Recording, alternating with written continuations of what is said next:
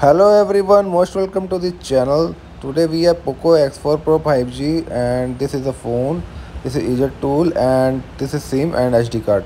Today I am going to show how can you insert SIM card on this phone. So first use easier tool and here you can see that the SIM slot is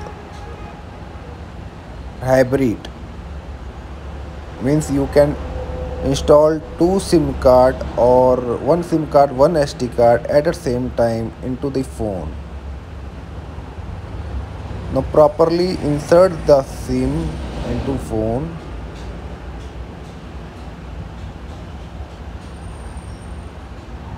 After inserting SIM, power on the phone, and I am waiting for power on.